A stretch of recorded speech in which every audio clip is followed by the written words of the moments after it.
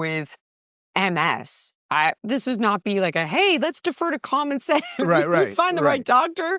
And we would obviously try to utilize the most intelligent, progressive, but safe therapies for you. That's not something you and I are going to defer to common sense on. But when it comes to raising your kids or, strengthening your relationships with your parents, your partner, your friends, taking care of your mental health and your physical health, we've been doing this innately for tens of thousands of years as a species. We should have like a general consensus on what works and what doesn't. And I think this is where people get taken down rabbit holes due to conflict. And I would simply try to say, these are the things if you're interested, these are the things you should do more homework on. And I'm just trying to tell people what to think about when it comes to their health and where to get the right information. Just a hepatitis B vaccine can literally just take people, throw them into such a spin about vaccines and this and that. So it's like, how can you give them enough information that if they want to, they can effectively research it on their own and empower themselves to make the right decisions across the board in health? That's really the goal.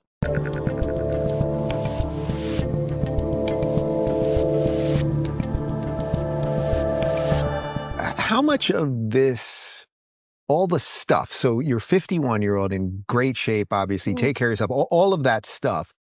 But if we were to go back, say, 70 years ago, a 51-year-old probably would not have been worried about their cognitive health, meaning it wouldn't have come up. Do you think that would have been just pure like naivete, or that they didn't know enough, or that now in the modern world we're so slammed with information and endless scrolling that it is somehow breaking our brains, so that cognitively, without doing some extra stuff, perhaps we are not as sharp as we were way back when? So if you look at the way we were living 70 years ago, or maybe a little farther back, it was more ancestral. So it was more blue zone diets. It was the polyunsaturated fats, things like olive oil, hence the reason. So pre-saturated foods, or pre-processed foods, basically. Yeah, you didn't have chemically extracted canola oil. Yeah. You had olive oil, and you had wild-caught fish that wasn't farmed and loaded with dyes and heavy metals and antibiotics. So the food functioned as medicine. And I think people got farther along into life with better health. They weren't obese. They didn't have all of these environmental and lifestyle factors that were aging them at an accelerated pace. And there just wasn't the understanding of what Alzheimer's was or Parkinson's was. And dementia ultimately in old age would be a foregone conclusion. The issue is, what's going to determine if you get it at 60 or 70 or 80 or if you're 90 and sharp as a tack? There are definitely genetic factors that play into that as well. And I happen to have a ton of them, which is so unfortunate. Like, I'm just a genetic disaster. Like I think I'm 2 feet tall. I've spent tens of thousands in laser hair removal. I had my nose fixed. My teeth were growing out of my eyeball. Like there's no reason that I genetically needed to reproduce. You tied it all together quite nicely. Thank you. But it's no small sum, So I think that the more aware we are now of genetic predispositions and the ability to intervene, those of us who can arguably do. And I also notice work-wise, I don't rely as much on my quads anymore, but I need to be much quicker mentally.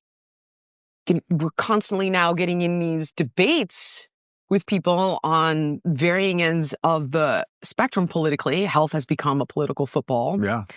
And, when you can't remember not just epidural, but you're trying to make a point, and tomorrow you're like, damn it, I could have smashed that guy if I had just remembered that one study. So I really try to preserve my cognitive function and be neuroprotective in light of all those things. Just as an interviewer, one thing I've definitely noticed over the years is that people do lose their train of thought more than they used to. A lot of times people will say something like, I've got 2 things to say about that, and they'll tell me one, and then they have no idea what the second one is. And I'm not saying I'm immune to it either, but I have noticed that, having done interviews for so long, that kind of thing. And that may be just, I get it, the genetic portion of it and whatever, But I think there's a modernity portion of it that we still are not grappling with properly. Just preparing for a week of work. I'm like, oh my God, hold on. Let me go back and review all of those studies that corrupted the food pyramid, because I'm going to have to speak about that on CNN, and they're not friendly. Yeah. So it's like you pack your brain all with all of that.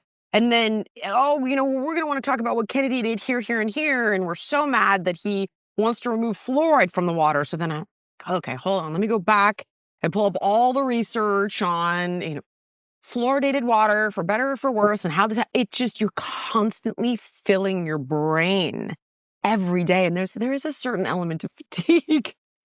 Like your eyes start to cross in your head because you're trying to hold all this different information about so many things when you're giving interviews on it. It's one Yeah. thing to learn it, note it, and say like, okay, you know what? I don't need fluoridated water, and keep it rolling.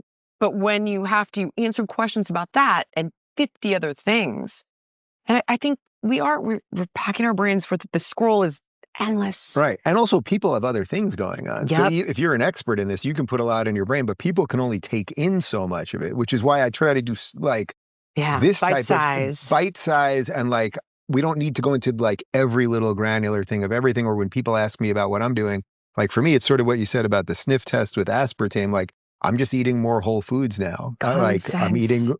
eating, more organic protein and veggies, and I'm just staying off the other stuff. And I'm not a doctor, but it just kind of what's working for me. And I think if more people start doing that, But do then you need to be in many of these cases? If you came down with MS, this would not be like hey, let's defer to common sense. right, You right, find the right right. doctor. And we would obviously try to utilize the most intelligent, progressive, but safe therapies for you. That's not something you and I are going to defer to common sense on. But when it Right. comes to raising your kids, or strengthening your relationships with your parents, your partner, your friends, taking care of your mental health and your physical health. We've been doing this innately for tens of thousands of years as a species. We should have like a general consensus on what works and what doesn't. And Yeah. I think this is where people get taken down rabbit holes due to conflict.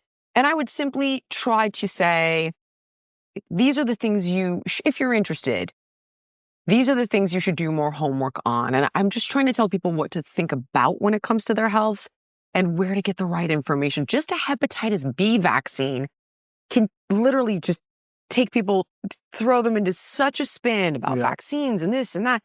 So it's like, how can you give them enough information that if they want to, they can effectively research it on their own and empower themselves to make the right decisions across the board in health? That's really the goal. What do you make of how the mainstream media is still treating Bobby Kennedy now? I don't know if you saw, but over the last couple of days, there was a clip of Bill Nye, the science Oh, guy, because he wears a yes. bow tie, and he went on Yes. CNN and basically was going after Bobby again for vaccines and basically saying there's no correlation That's a between lie. vaccine scheduling and autism. Uh, It's not that. It's not that there is or there isn't. It's that we do not have the data. that's exactly what I We said, and I'm don't not. have it. Yeah. And there, And yet, but we do see some what well, seemingly looks okay. like a relative connection. But I get your point So that there, that doesn't necessarily prove anything. it doesn't. And this is again so nuanced. Like maybe you saw RFK went on Tucker and he talked about a Yeah, hepatitis B vaccine yeah. study back in, God, 90s, maybe, I think it was. And there was like an 1,135% increased risk for children who were vaccinated with hepatitis B. Now, okay, so they were looking at the collective impact of an additive called thimerosal, which was 50% mercury by weight. That's no longer in the hepatitis B vaccine. Nobody mentions that. There are other adjuvants that are of concern, like aluminum. Mm. And aluminum is put in certain vaccines to essentially alarm the immune system when the pathogen, like hepatitis B, is dead, not alive. So how do you wake up the immune system and get it to pay attention to a pathogen that's dead? Well, how about a little bit of aluminum? Hmm. Honestly, Dave, we don't know. And CNN actually, now let's see if I can remember this because I did a whole thing about this. CNN had crowdsourced studies. And they said, Kennedy is lying. We have a ton of placebo-controlled trials on vaccines. He's lying. So here are the different factors that you need to think about. First of all, none of them were licensing of the vaccine. They were post. How many of these vaccines are actually on the childhood vaccine schedule? Because there's stuff like, just random diseases out of Japan on there. Right. I don't even think it was half, if I recall correctly. Of those vaccines that are on the schedule, despite the fact that none were pre-licensing, how many of them were designed to look at long-term safety? Not efficacy, like how long does it work for? Not immunogenicity, meaning how effective was the body in mounting a response to it, but long-term safety, very, very few. So when you end up going through all of these variables, Kennedy is still 100% right that none of the vaccines on the schedule used, and I forgot to mention this, how many of them used an inert placebo? So this means saline. Many of them used a placebo that was a previous vaccine. It's called an active comparable. So they manipulate this bullshit this way because the average person's like, CNN crowdsourced and there's the study and it says placebo. It doesn't say whether it was done pre-licensing. It doesn't say whether it was done for long-term safety. It doesn't say if it was done against inert placebo or active comparable. So he's telling the truth. He's telling the truth. And the reality is we don't know. And there should be nothing wrong with asking the questions and doing the research. Well, that's the thing. I'm always amazed by their lack of curiosity, because let's say that Bobby's completely wrong about, just for the sake of argument for a second, let's say Bill Nye is completely right. CNN's right. There's no connection between vaccines and autism.